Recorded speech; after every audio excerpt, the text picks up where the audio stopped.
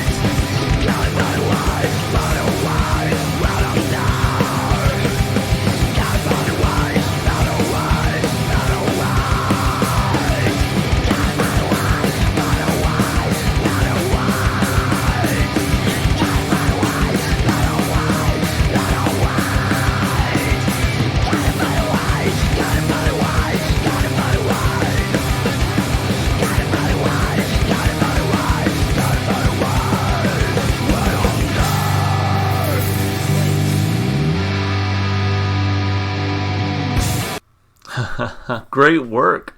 Short, sweet, to the point. I like it. Once I heard her singing the lyrics, I immediately realized I have heard the original version before. Who hasn't listened to Nevermind front to back, So anyway, let's go and break it down like we always do. Of course, starting with the lyrics.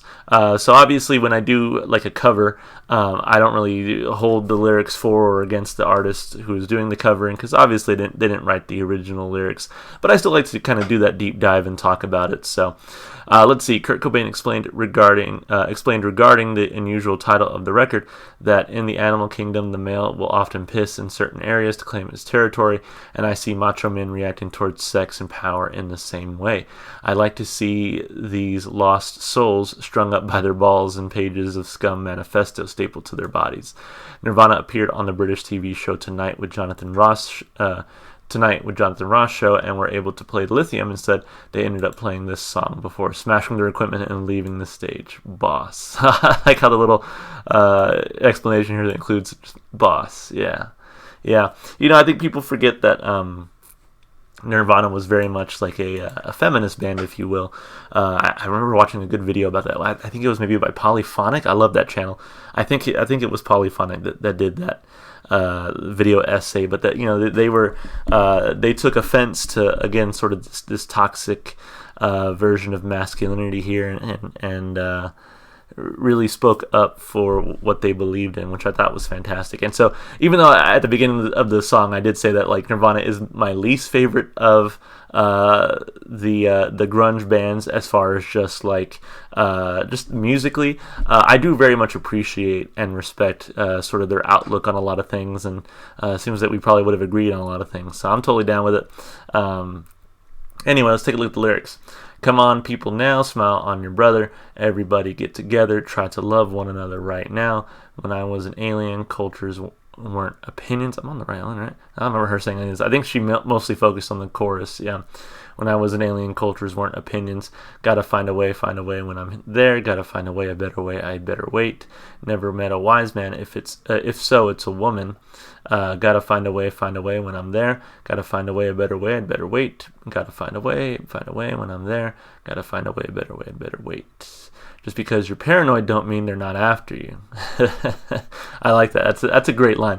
Just because you're paranoid doesn't mean they're not after you. Like, you can be paranoid and be right sometimes, I guess, is what he's saying. Gotta find a way, a better way. It goes on like that for some time. So, lyrically, kind of like a lot of what Nirvana writes to me, it's not super complex on the surface. I think you can definitely extrapolate a lot of meaning from this, and I can definitely see that sort of macho man thing, right? Where it's like basically just like, come on, we got to find a better way to live, a better way to do this. We should be smiling on each other, loving one another. And so, like, when I was an alien, cultures weren't opinions. That's a really cool line there. Cobain is talking about himself when he was younger. Kurt can be heard in About a Son saying when he was a kid, he used to fantasize that he was an alien who was adopted by his human parents and would eventually meet other aliens and find out why they were all here. As he grew older, he saw how much people of different cultures look down on each other. And yeah, so basically the whole song is about, again, finding a better way, that there has to be a better version of this society where we all get along. And that's represented in the chorus. You got to find a way, a better way when I'm there.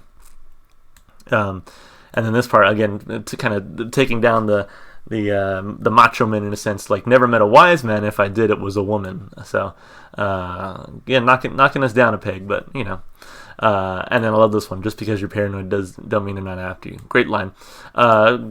Great lyrics. Again, I don't think super, like, complex on the surface, but when you really stop and think about it, really good lyrics there. And again, I won't give a rating for lyrics on this one because it is a cover. I'm judging particularly the performance rather than the actual song itself. So lyrics, I'll just say iconic. It's Nirvana. It's the Nevermind album. You know what it is. But as far as the actual performance went, a lot of fun here.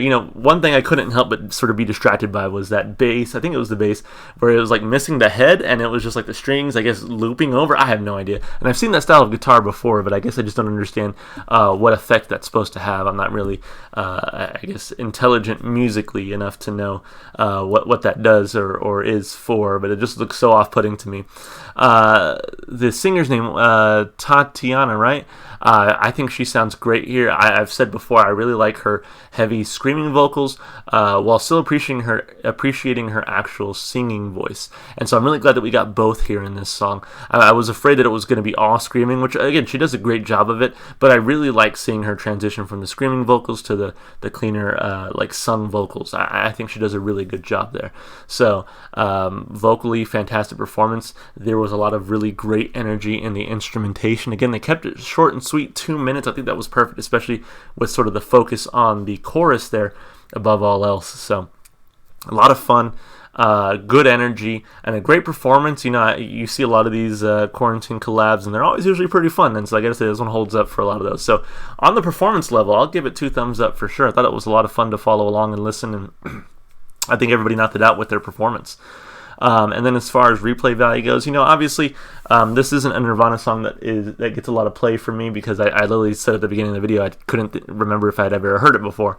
But now listening to it again, I'm like, why don't I listen to this song? It sounds pretty great from this performance. I'm sure the album version sounds pretty great as well. So I'm thinking I'll probably go back and add this to my playlist, the actual Nirvana version. As far as the Spotify having a version of this performance, that's highly unlikely. But I'll see if I can find it, and if I can, it'll probably make it on the playlist, because again, this was a very clean, fun version to listen to. If not, I might come back and revisit this on YouTube every now and then, but if it's widely available, I'll say 2 thumbs up for this cover. It was a lot of fun. If it's not widely available, I'll give it like a thumb up for replay value, just because it will be a little bit harder to come find it if it's not widely available, like on Spotify. So anyway, it was a fun performance. I really appreciate the person who requested this one, because it's just cool to see like bands cover. I like seeing bands cover other bands, and kind of seeing their take on it.